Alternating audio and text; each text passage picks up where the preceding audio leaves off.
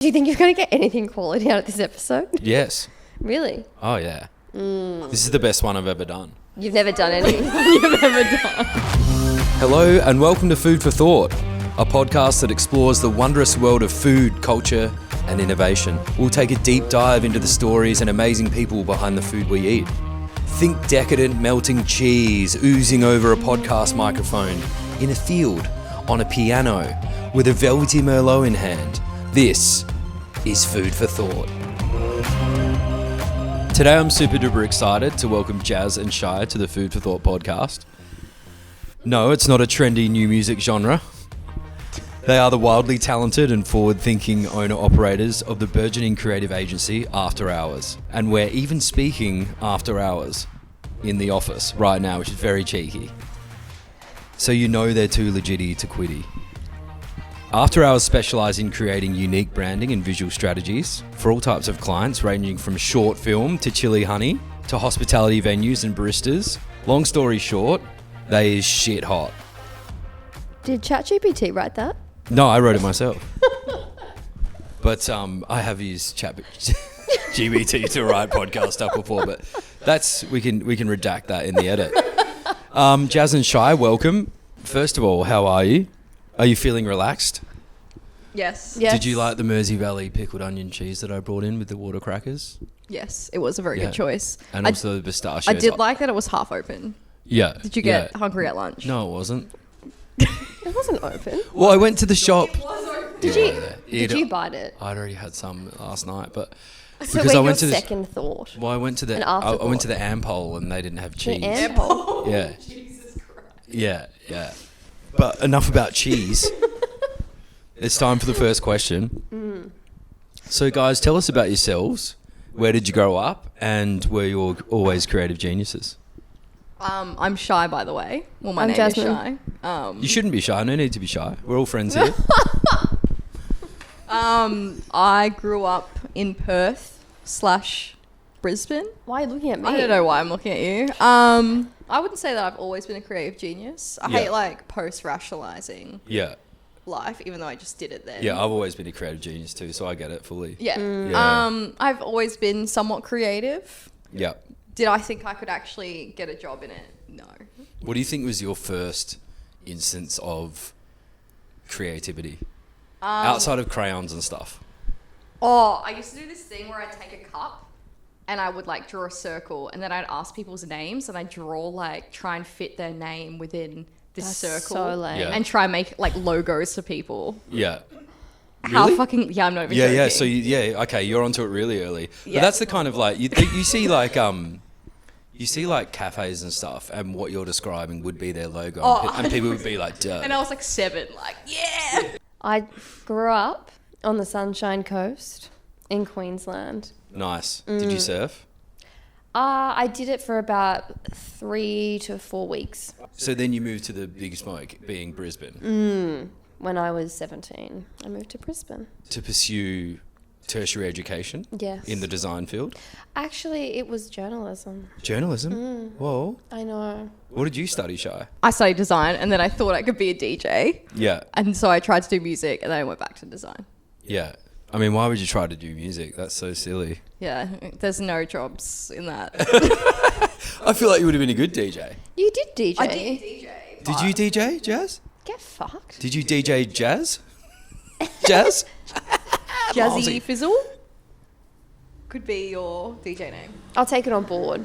Can we know your DJ name? I actually can't remember it. Oh, come Yeah. on. What was it? Do you know it? No. Can you burst the bubble on that? I've never asked. It was like during the trap era. Oh. And so it was like Cult Teens with a V. Yeah. It was awful. So could I find you on Google? No, don't Google. Google. No, Google it. Yeah, I've Google actually it. We're Googled it. Googling it. Ryan's on it. No, play it. Are you doing original stuff or are you just mixing stuff?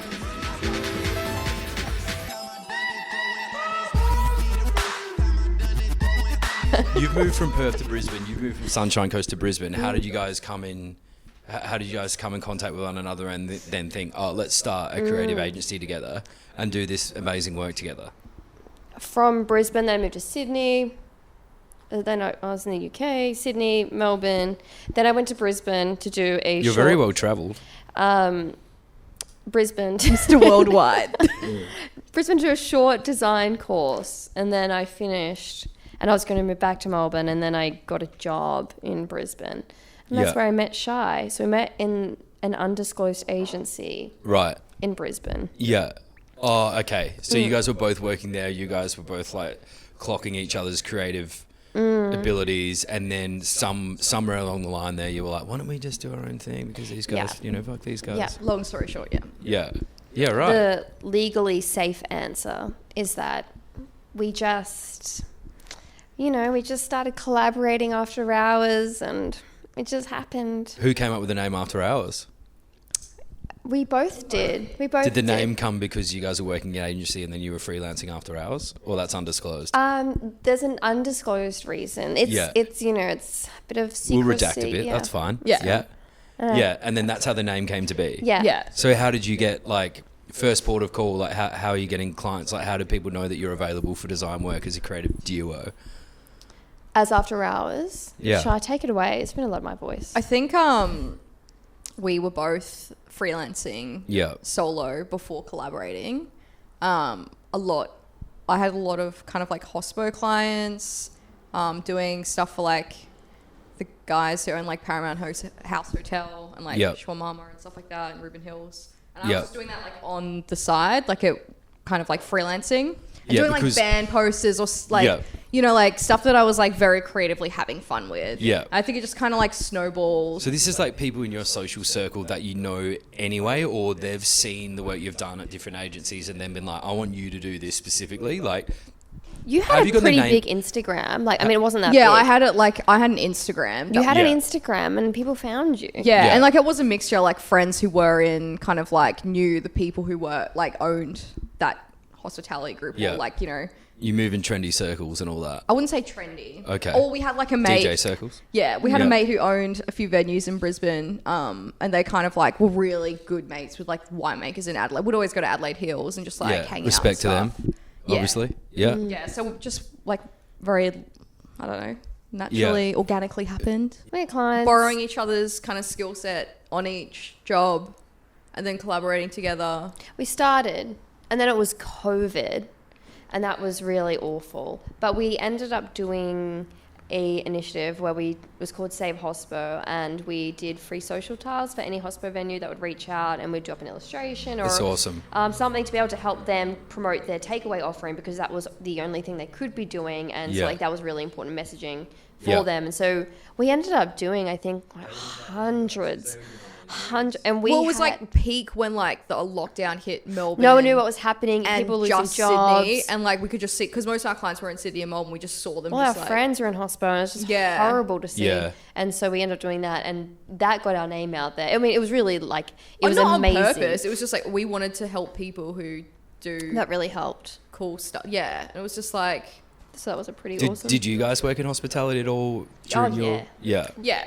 Absolutely. Where are you? Whereabouts? What sort of businesses? I was just nothing of cafes. note. I Yeah. was just cafes. Grilled. Yeah, grilled. I love grilled.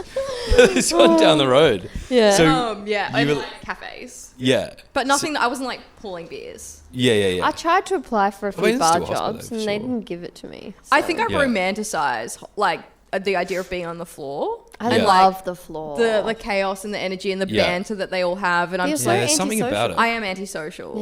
Yeah. But there is something about it. And we always go into a venue, we're like, oh, that would be so sick. And then, like, imagine being on your feet for more than, like, 10 minutes. I Yeah. actually, when we started After Hours, I decided to get I was, like, really strapped for cash. So I went for a trial shift at a restaurant. Yeah. And I actually had to go home. I couldn't hack You it. called Well, me, 'cause like, it was- 15 minutes. It was 'Cause too it was much on stressful. my feet. No, I just couldn't.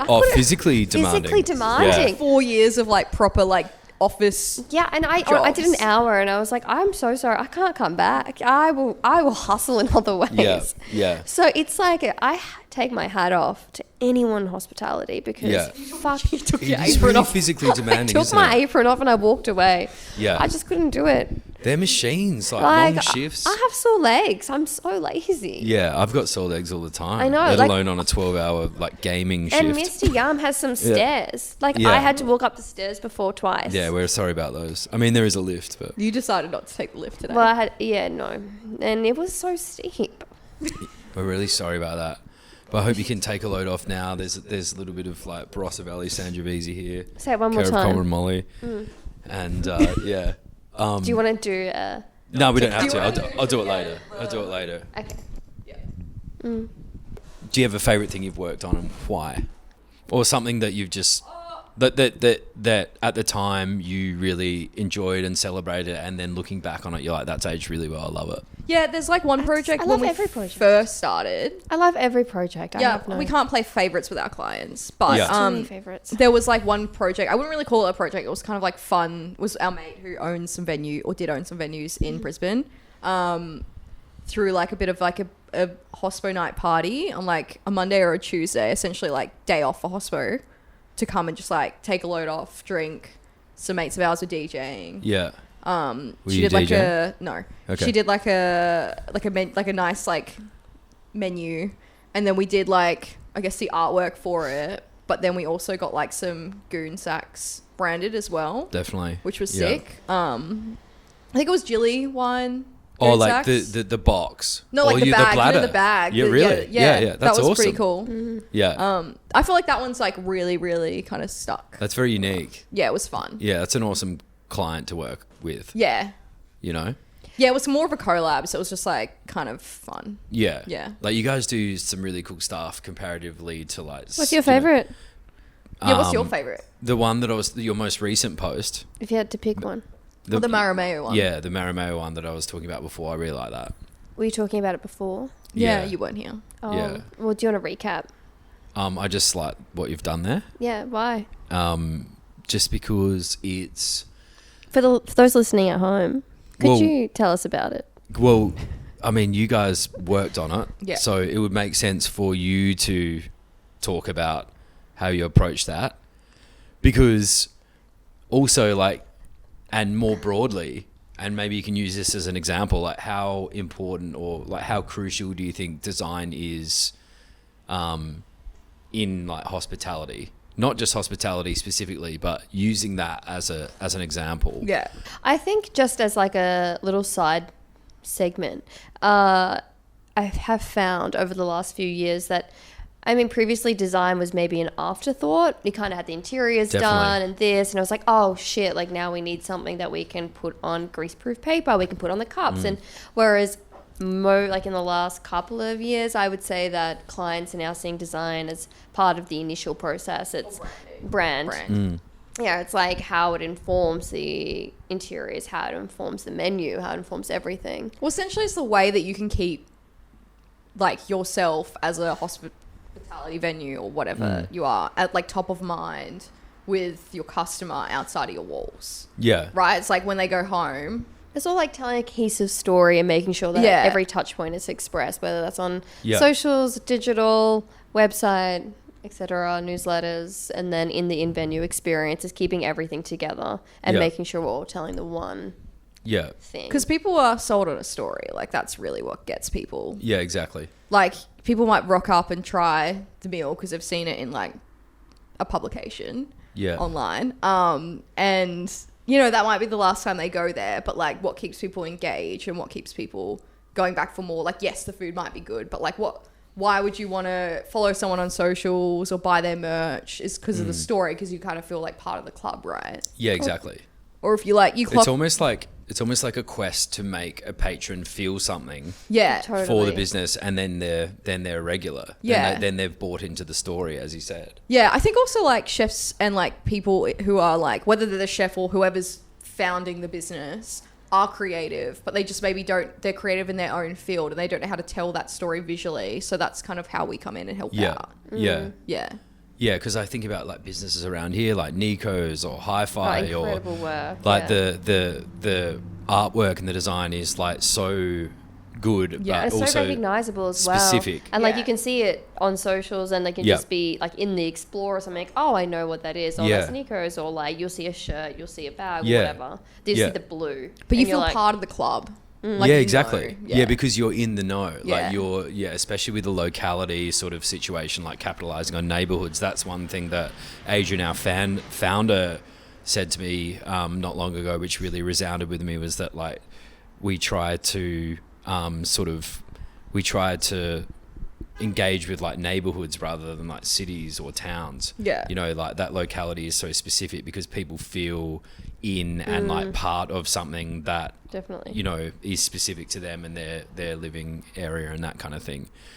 But yeah, I always think of like how do you approach that? Like if it's like, you know, using like Nico's for an example, or if you have like an example of stuff you've worked on, like there's like, you know, they've got like a blue and a white and like really specific illustration, like merch is flying out the door. They've sort of developed a feeling about the business that makes people want to be part of the story.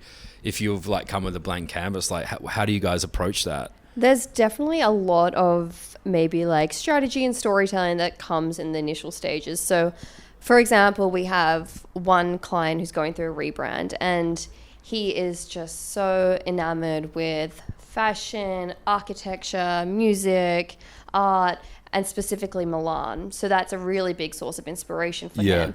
And so through our research and our strategy, we're repositioning his restaurant as the house of insert venue name. So it's really looking to those fashion houses for inspo. So then when we go into the creative, we're looking at these high fashion houses. So you're looking at these monograms that they have, how are their word marks, how do these people have different expression points, how can we imbue that into the venue? And we're not necessarily looking at other hospitality restaurants as references. We're trying to look bigger than that, trying to take unique inspiration. Yeah, for example, like for Marameo, the strategy was like an Italian dinner party. So we kind of like built a bit of like a soundtrack. Went through the strategy phase, kind of like pinpointed what their unique positioning was. And then like built out this bit of a story. And we sometimes do write a story of what it feels like to be in that venue, or maybe it's based off a specific person or a art movement or something. We built a bit of a soundtrack and just went to town on research on like what could kind of resonate and bring that to life. I was going to say that, like, is the research phase like perhaps underrated? Like, is there a higher percentage of time than people think that's gone into the research, whereas the actual execution is shorter and the research is longer?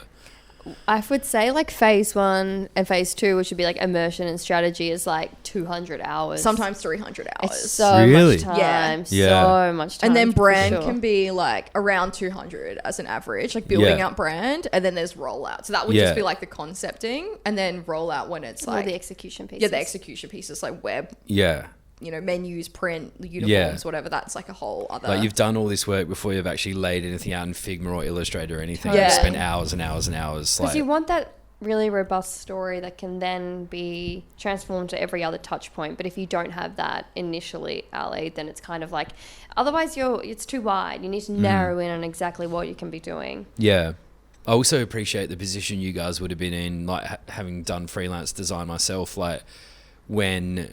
the vision of the business, you might not feel would fully be executable to success on your end, but you have to please the client as well as the business branding being like effective. And sometimes they don't, sometimes they clash. Like, there has to be a bit of give and take there in order to, like, you know, please the client, but also your design has to be effective. Like, in terms of like, you can't just always, you know, have a free license to run with exactly what you want to do with the name, the brand, the colors, the direction. If you are so thorough in the first part and there's a logical answer as to why you've done everything or why you want to do stuff, then like it's hard to argue with the strategy. The client's like, absolutely, they can see it, so it makes sense. And half the time it's like they've got these amazing thoughts, but they really need the support to get to where they want to be. And so if you can back it up with like research, insights, data, and then as well as like creative thinking, it comes to this perfect harmony. And a lot of the time the client's like very involved. Like, we'll do like sometimes a 2-hour along the journey. We do a 2-hour workshop. Sometimes every time we do a 2-hour workshop. It's a 3-hour at first. We might do a follow-up workshop, which kind of, because they know their business, they know what they need, or like how they run. You know, a shift, or not a shift. What would you call it? A venue.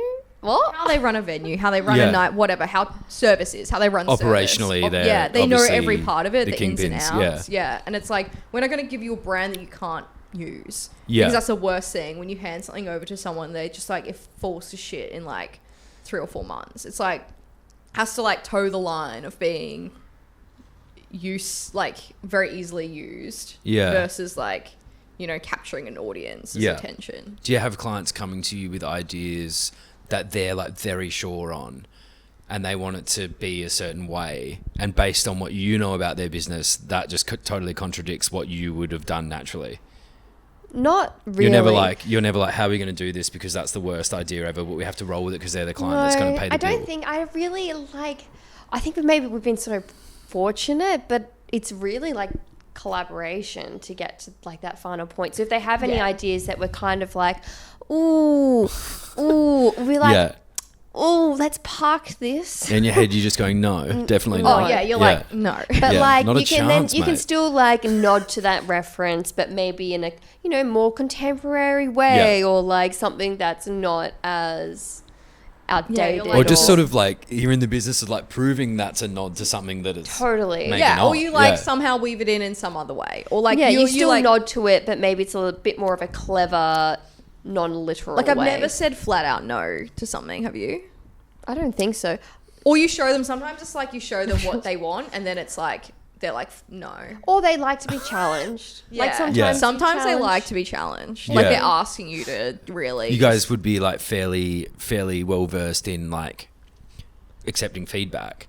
Absolutely. I want them to feel as proud of their brand as we are. I mean, if they lay awake at night and they're like, oh, I don't like this, and that would be my worst nightmare. Was that a journey? Like, people aren't like traditionally, I wouldn't say that open to feedback when they've like put all this time and effort into something and someone's just said. But it's a journey together. So it's like we have so many different check-in points, and it is really shaped with the client. So it's, if they do have feedback, it's not our brand. It's like, if, you know, maybe it's a color change, they want to add another color or something like that, or it's like, what's it going to make a difference to me? Yeah. Like, it would be different if like you ordered a glass of white wine, they've opened it, they've poured it, the bottle, and then they're like, no. You're like, oh, actually, no, I wanted red, and you're like, well, you kind of have to pay for that glass. You might as well finish it off. Yeah. I don't think anyone has shit ideas. All ideas are allowed at the table. All ideas are valid. All ideas are valid unless they're sexist, racist, or if they're like really out of touch, then you're like, you got to say something. You say something, and then you're like, look, this is a little bit out of touch. How about we modernize this? And, you know, everyone's on board. Are they like, oh, out of touch? Us? Never. Well, no, because like otherwise we wouldn't work with someone. Yeah, we just wouldn't work with them. We wouldn't work with someone. You have to vet someone before you work with them. Quimby's small talk, like, how did those relationships come about? I think a lot of that came from Instagram. We were really lucky to jump on Instagram at the very start. Yeah. And that...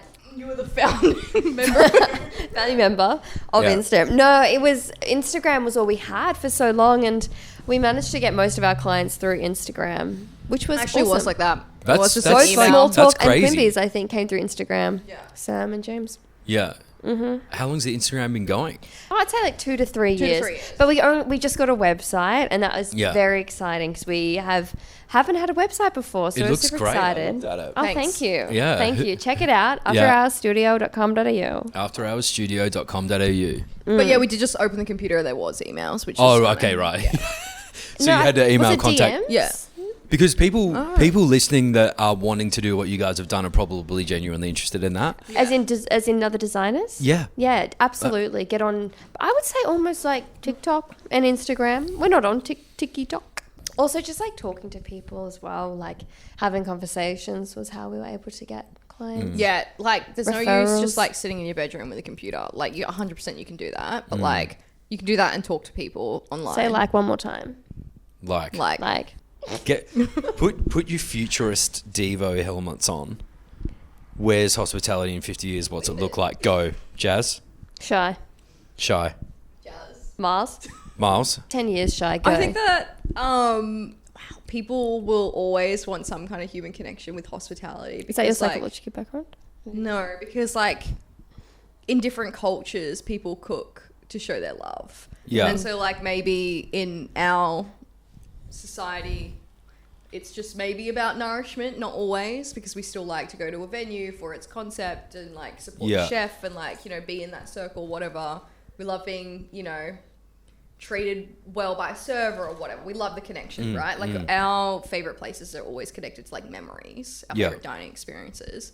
So I think people will always want that, but at the same time, like I think that robots will definitely be a thing. Yeah. But maybe they'll be integrated more at home, because like if you're just seeing food as like sustenance, like if you just had a robot at home that would just like spit out a meal. We were talking earlier about like multi-purpose like venues becoming more than just a restaurant or more than a cafe. Yeah, I would love to open a venue that's like owned by two separate people, and like they come in the morning and like they run service as their concept, and then at night it flips to like a different kind of concept altogether. Yeah. And then Like maybe utilizing a space differently. like integrations with co-working or That's a really integrations good call. with like stores and things like that. Maybe just like making more of one lease. Yeah, like maybe it's a co-working hotel. And then that of course also has a AI bar. would definitely play a part. Yeah, yeah. But I think, I'm not too sure. I'm probably not. I mean, you'd be better skilled to answer this as very on the much front so. lines of the advancements of hospitality.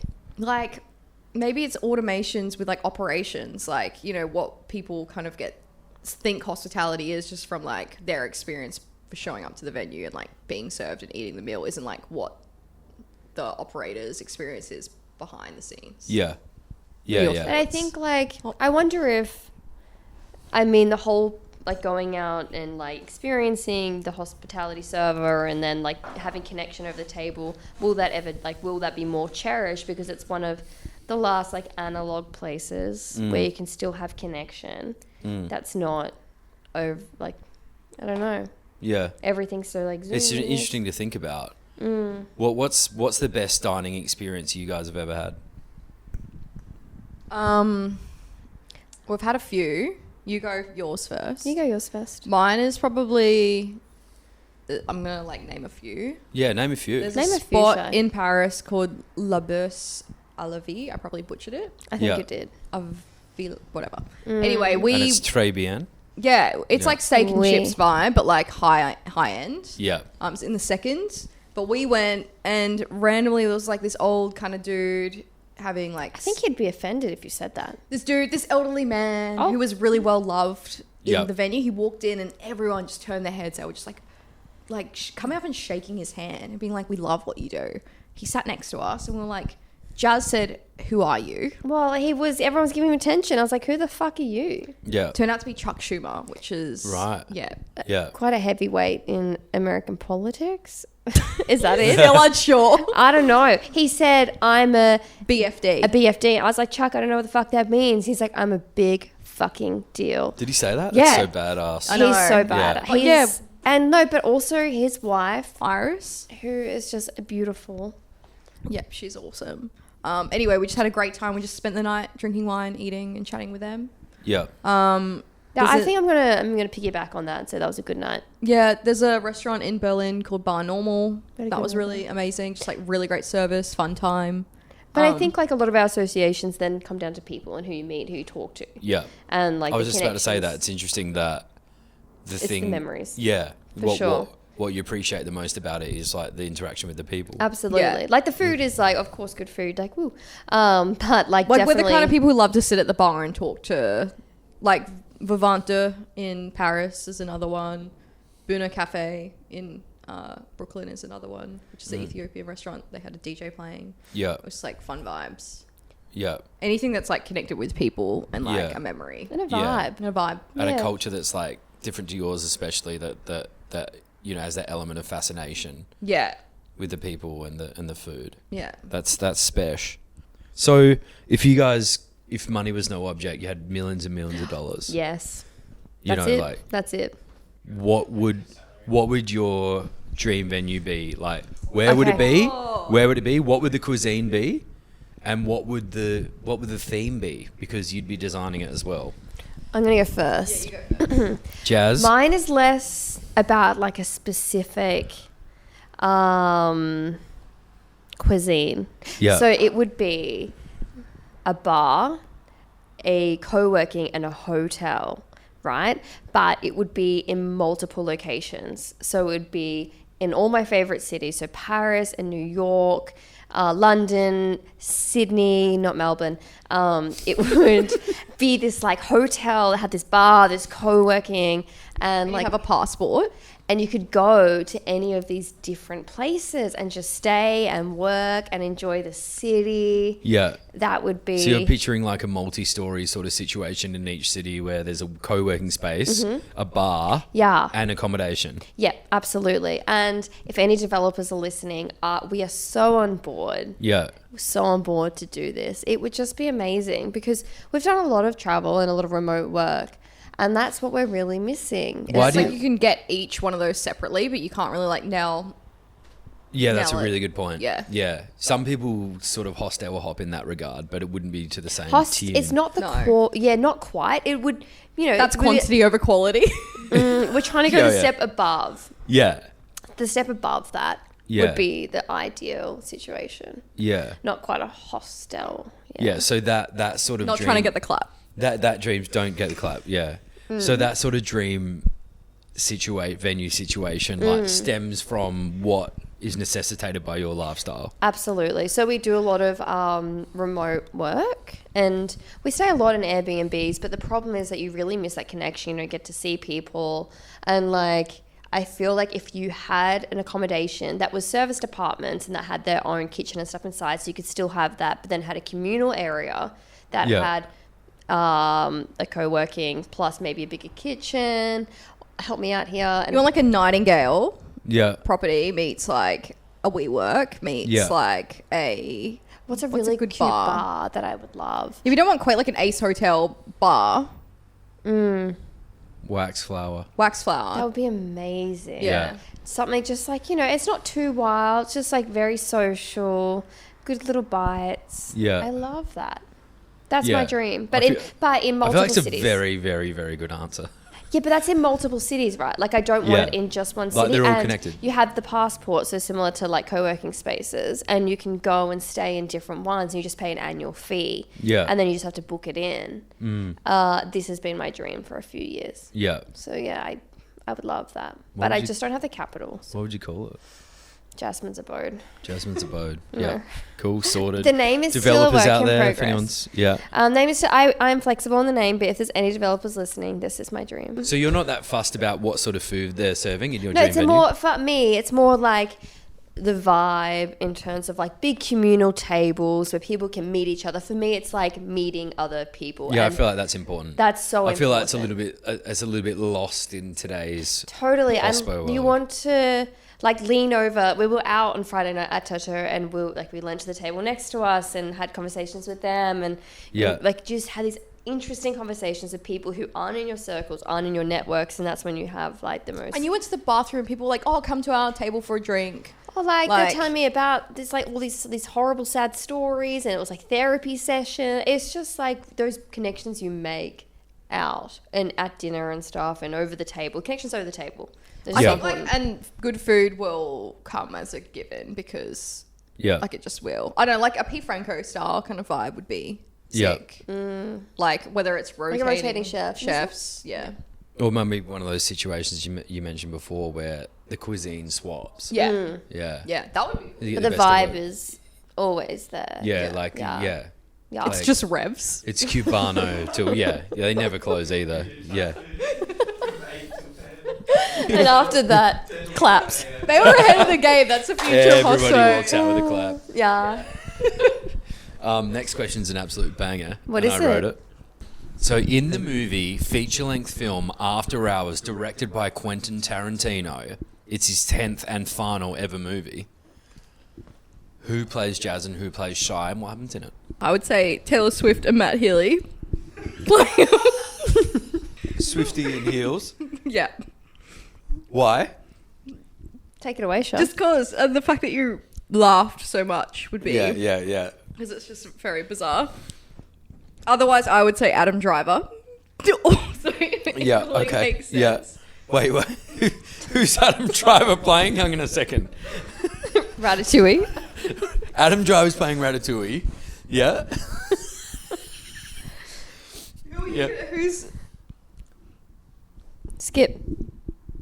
You have no one.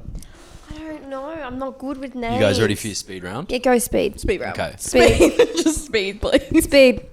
So Speed. Ryan's going to set a timer for 60 seconds. Do you often set a timer? And we're going to alternate. So it's going to go Jas, Shy, Jas, Shy, Jas, Shy. Right? But each of you have to answer the question as fast as you can. Can you go Shy, Jas, Shy, Jas, Shy, Jas? Yes. Mercy. Parry. I don't know if you know. Parry. Ready?